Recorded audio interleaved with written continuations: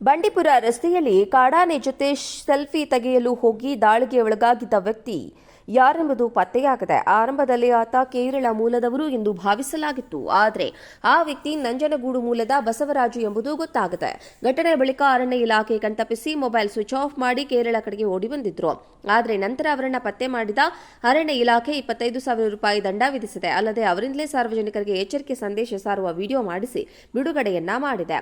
ನಾನು ಬಂಕಾಪುರದ ದೇವಸ್ಥಾನಕ್ಕೆ ಹೋಗಿದ್ದೆ. ವಾಪಸ್ ಬರುವಾಗ ಮೋಜು ಮಸ್ತಿಗೆ ಕಾಡಾನೆ ಜೊತೆ ಸೆಲ್ಫಿ ತೆಗೆಯಲು ಮುಂದಾಗಿದ್ದೆ. ಈ ವೇಳೆ ನನ್ನ ಮೇಲೆ ಕಾಡಾನೆ ದಾಳಿ ನಡೆಸಿತು. ನನ್ನ ಪ್ರಾಣ ಉಳಿದಿದ್ದೇ ಹೆಚ್ಚು. ಯಾರೂ ಕೂಡ ಕಾಡು ಪ್ರಾಣಿಗಳ ಜೊತೆ ಚೆಲ್ಲಾಟವಾಡಬೇಡಿ. ಇನ್ನು ಮುಂದೆ ಯಾರೂ ಕೂಡ ಅರಣ್ಯ ಪ್ರದೇಶದಲ್ಲಿ ವಾಹನವನ್ನು ನಿಲ್ಲಿಸಬೇಡಿ. ಯಾರೂ ಕೂಡ ದುಸ್ಸಾಹಸಕ್ಕೆ ಕೈ ಹಾಕಬೇಡಿ. ನನ್ನ ವಿರುದ್ಧ ಅರಣ್ಯ ಇಲಾಖೆ ಕ್ರಮ ಕೈಗೊಂಡು ದಂಡ ವಿಧಿಸಿದೆ. ಅದಕ್ಕಿಂತಲೂ ಜೀವ ಉಳಿದಿದ್ದು ಮುಖ್ಯ ಎಂದು ಬಸವರಾಜ್ ವಿಡಿಯೋ ಸಂದೇಶದಲ್ಲಿ ತಿಳಿಸಿದ್ದಾರೆ.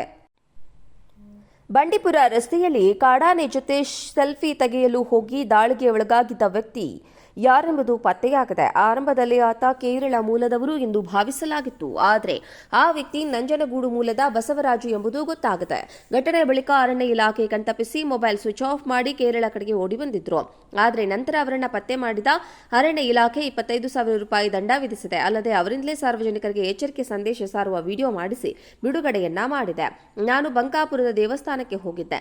ವಾಪಸ್ ಬರುವಾಗ ಮೋಜು ಮಸ್ತಿಗೆ ಕಾಡಾನೆ ಜೊತೆ ಸೆಲ್ಫಿ ತೆಗೆಯಲು ಮುಂದಾಗಿದ್ದೆ. ಈ ವೇಳೆ ನನ್ನ ಮೇಲೆ ಕಾಡಾನೆ ದಾಳಿ ನಡೆಸಿತು. ನನ್ನ ಪ್ರಾಣ ಉಳಿದಿದ್ದೇ ಹೆಚ್ಚು. ಯಾರೂ ಕೂಡ ಕಾಡು ಪ್ರಾಣಿಗಳ ಜೊತೆ ಚೆಲ್ಲಾಟವಾಡಬೇಡಿ. ಇನ್ನು ಮುಂದೆ ಯಾರೂ ಕೂಡ ಅರಣ್ಯ ಪ್ರದೇಶದಲ್ಲಿ ವಾಹನವನ್ನು ನಿಲ್ಲಿಸಬೇಡಿ. ಯಾರೂ ಕೂಡ ದುಸ್ಸಾಹಸಕ್ಕೆ ಕೈ ಹಾಕಬೇಡಿ. ನನ್ನ ವಿರುದ್ಧ ಅರಣ್ಯ ಇಲಾಖೆ ಕ್ರಮ ಕೈಗೊಂಡು ದಂಡ ವಿಧಿಸಿದೆ. ಅದಕ್ಕಿಂತಲೂ ಜೀವ ಉಳಿದಿದ್ದು ಮುಖ್ಯ ಎಂದು ಬಸವರಾಜ್ ವಿಡಿಯೋ ಸಂದೇಶದಲ್ಲಿ ತಿಳಿಸಿದ್ದಾರೆ.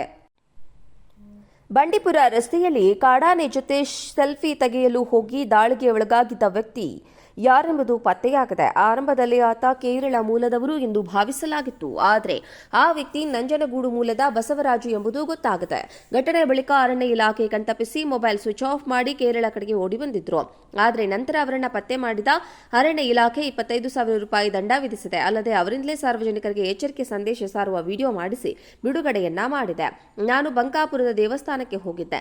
ವಾಪಸ್ ಬರುವಾಗ ಮೋಜು ಮಸ್ತಿಗೆ ಕಾಡಾನೆ ಜೊತೆ ಸೆಲ್ಫಿ ತೆಗೆಯಲು ಮುಂದಾಗಿದ್ದೆ. ಈ ವೇಳೆ ನನ್ನ ಮೇಲೆ ಕಾಡಾನೆ ದಾಳಿ ನಡೆಸಿತು. ನನ್ನ ಪ್ರಾಣ ಉಳಿದಿದ್ದೇ ಹೆಚ್ಚು. ಯಾರೂ ಕೂಡ ಕಾಡು ಪ್ರಾಣಿಗಳ ಜೊತೆ ಚೆಲ್ಲಾಟವಾಡಬೇಡಿ.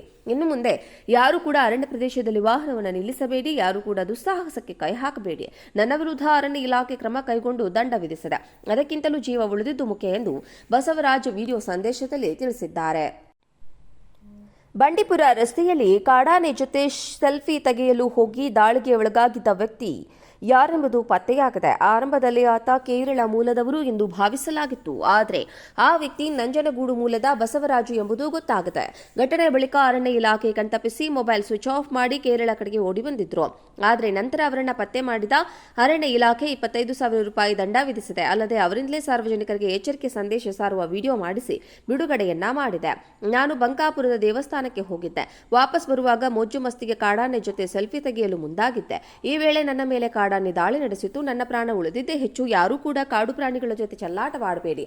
ಇನ್ನು ಮುಂದೆ ಯಾರೂ ಕೂಡ ಅರಣ್ಯ ಪ್ರದೇಶದಲ್ಲಿ ವಾಹನವನ್ನು ನಿಲ್ಲಿಸಬೇಡಿ. ಯಾರೂ ಕೂಡ ದುಸ್ಸಾಹಸಕ್ಕೆ ಕೈ ಹಾಕಬೇಡಿ. ನನ್ನ ವಿರುದ್ಧ ಅರಣ್ಯ ಇಲಾಖೆ ಕ್ರಮ ಕೈಗೊಂಡು ದಂಡ ವಿಧಿಸಿದೆ. ಅದಕ್ಕಿಂತಲೂ ಜೀವ ಉಳಿದಿದ್ದು ಮುಖ್ಯ ಎಂದು ಬಸವರಾಜ್ ವಿಡಿಯೋ ಸಂದೇಶದಲ್ಲಿ ತಿಳಿಸಿದ್ದಾರೆ.